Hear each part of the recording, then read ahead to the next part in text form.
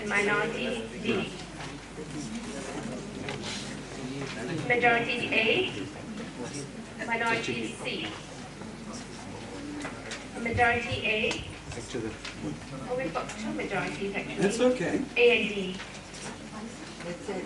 That's Yeah, it. Only two answers. Yeah. Majority C, minority D. Question 1 unanimously A, B. B. B. Unanimously. Oh, okay.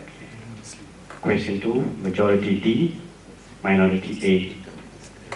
Question 3, majority D, minority A. Question 4, majority A, minority C. Question 5, majority A, minority D. Question 6, majority C, minority is A.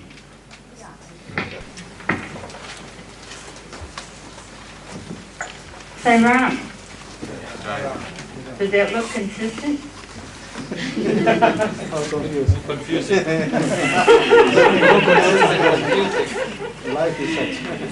that the truth? Huh? How different we all look at parenting. There's no consistency.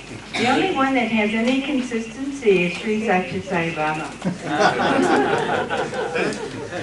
Now we're going to have some fun because I'm going to give you the right answer.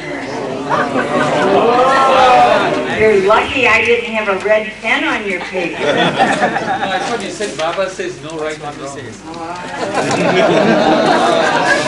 said that, I didn't say that. You want to ask the home minister?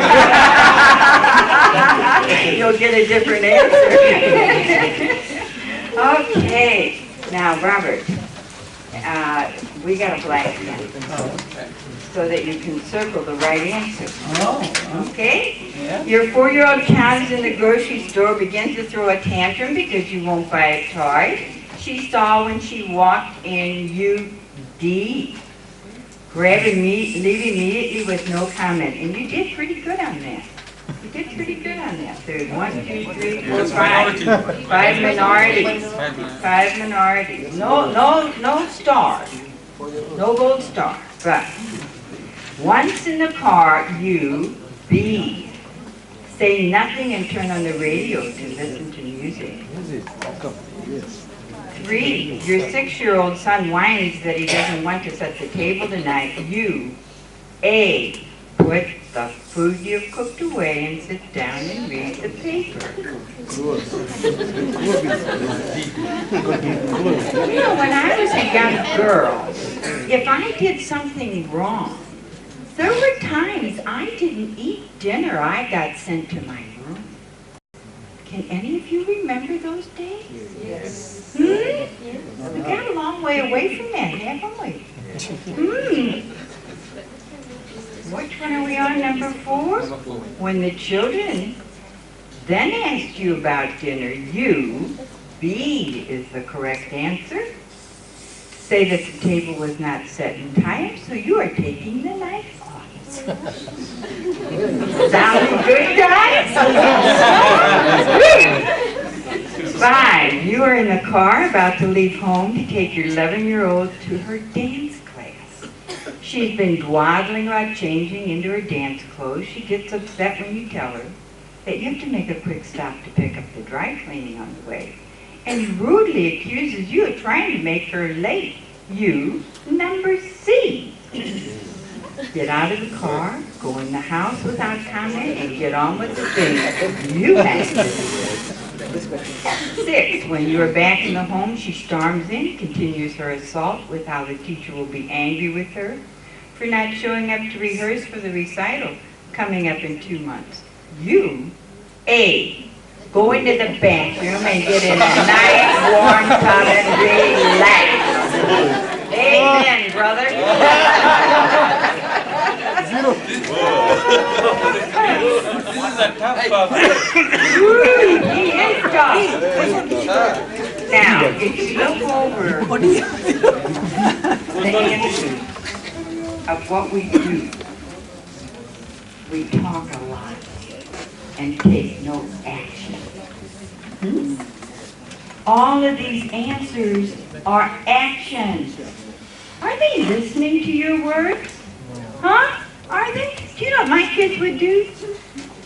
I'd talk, and they'd press the mute button. Right? They'd stand there, rolling their eyes. There she goes again. Right? They're not listening to us. You see, there's so much multimedia. There's so much noise and sound that they're not paying any attention to us. If we take an action, it's going to make them start thinking. What does Swami do with us?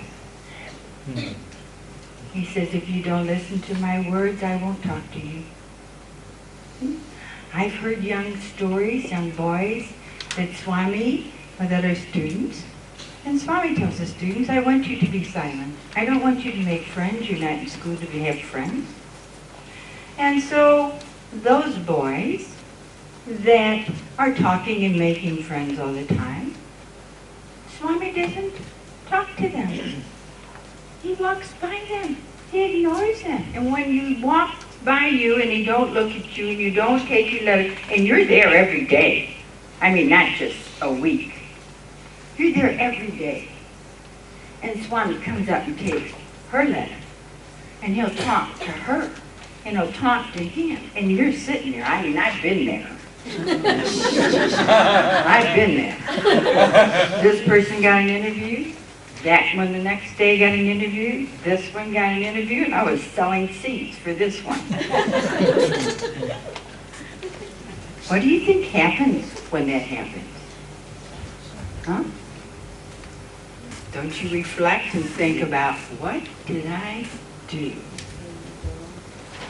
What's Swami saying to all of us? What's he saying to all of us when he tells discourses on how he brushes his teeth and gives a discourse at Christmas on the different kinds of cars that he has? What is that saying? I've been talking to you for 60 years about the divinity within and what you need to do to reach it. And you're not listening, so I may as well talk about brushing my teeth and cars. He's changing. He's giving us actions. And to me, I know he's divine, I know he's in bliss and all this.